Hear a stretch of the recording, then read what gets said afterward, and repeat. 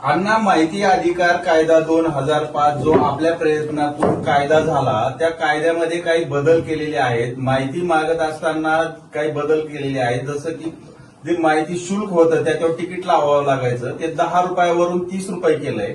पहिलं 10 दिवसात जी माहिती देण्याबाबतचा निकाल घेण्यात येत होता तो 30 दिवस केलाय. त्यासोबतच वरिष्ठ आता ठरवणार आहेत की ही माहिती द्यायची आहे का नाही. आपली अधिकारी ठरवणार ही माहिती द्यायची लगेच का नाही द्यायची, या माहिती अधिकारात मागवलेली माहिती. असे काही बदल केलेले आहेत. कसं पाहता तुम्ही या बदलाकडे? जे बदल केले हा दोष आहे. माहिती घेणं नागरिकांचा हक्कच आहे, तो मूलभूत हक्क आहे. त्यासाठी आम्ही लढलो अनेक वर्ष. माहिती घेणं हा नागरिकांचा हक्क आहे, तो मालक आहे ना. आणि तुम्ही सर्व अधिकारी सेवक आहेत. मालकांना तुम्ही अशा आररावी करायला लागला किंवा त्यांना त्रास द्यावा लागला तर ती हुकुमशाही होईल, ती लोकशाही राहणार नाही. लोकशाहीला धोका आहे. म्हणून माहितीचा अधिकार हा मूलभूत हक्कच आहे. म्हणून आम्ही लढलो त्याच्यासाठी. माहितीचा अधिकार, जसं माहितीच्या अधिकारासाठी लढलो तसं दप्तर दिरंगाई, एका टेबलवरचा पेपर दुसऱ्या टेबलवरती वेळेच्या आत गेला पाहिजे. दप्तर दिरंगाई, बदल्यांचा कायदा, हेच अधिकाऱ्यांसाठी जो अन्याय होत होता अधिकाऱ्यांवरती. म्हणून 3 मनाला येईल तेवढा बदला करायचे, मनाला येईल तेवढा कुठे टाकायचे.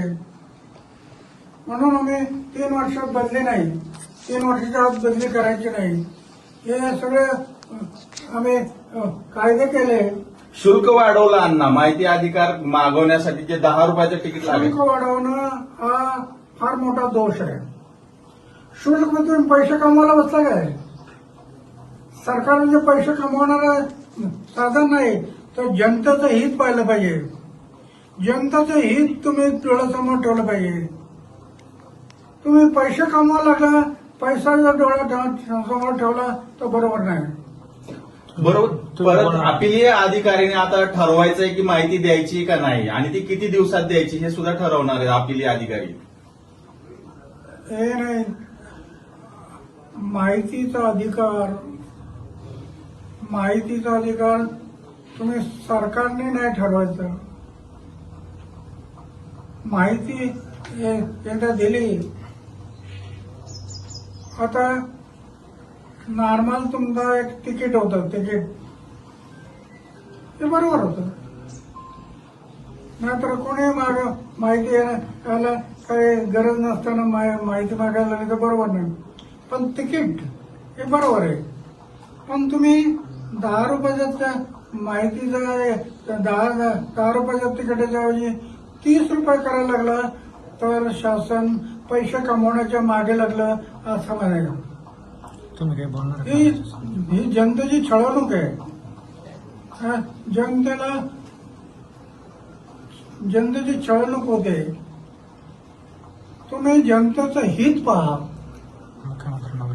तुम्ही आणि त्याप्रमाणे तुम्ही मुख्यमंत्र्यांना काही पत्र किंवा काही बोलणार आहेत का? मुख्यमंत्री काय, आम्ही हे पाहू, याच्यात बदल नाही केला तर मुख्यमंत्र्यांच्या विरोधात सुद्धा आम्ही आंदोलन करू, उपोषणाला बसू. एक उपोषणाला माहितीच्या अधिकारासाठी केलं. माहितीचा अधिकार, दप्तर दिरंगाई, बदल्यांचा कायदा, एवढ्या 10 कायदे, लोकपाल, लोकायुक्त, 10 कायदे केले. हे जनतेच्या हितासाठी केले. सगळे जनतेचं हित. माझ्या आयुष्यात झोपण्याचा बिस्तर आणि जेवणाचं ताट आहे, काही ठेवलं नाही. माझं बँक अकाउंट कुठं असतं माहित नाही. पुरा जीवन समाजाच्या सेवेसाठी लावलेलं आहे. आणि समाजावर अन्याय होत असेल तर पुन्हा एकदा उपोषण. याच्याशिवाय माझ्याकडे दुसरा पर्याय नाही. कारण माझ्याकडे काय कुठं मोठा संघटन नाही, कुठं काय नाही, पण उपोषण हा माझा मार्ग आहे. आणि मी आतापर्यंत एवढे उपोषण करत आलो, त्याच्यातून 10 कायदे केले. आता पुन्हा एकदा वेळ पडली तर वयाच्या 90व्या वर्षी पुन्हा एकदा उपोषण करण्याची वेळ आली तरी मी मागे घेणार नाही. जनतेच्या हितासाठी मी जीवन अर्पण केलं ना. जगेल ते समाजासाठी, देशासाठी, आणि मरेल ते समाज आणि देशासाठी. ते व्रत घेतलं मी. अण्णा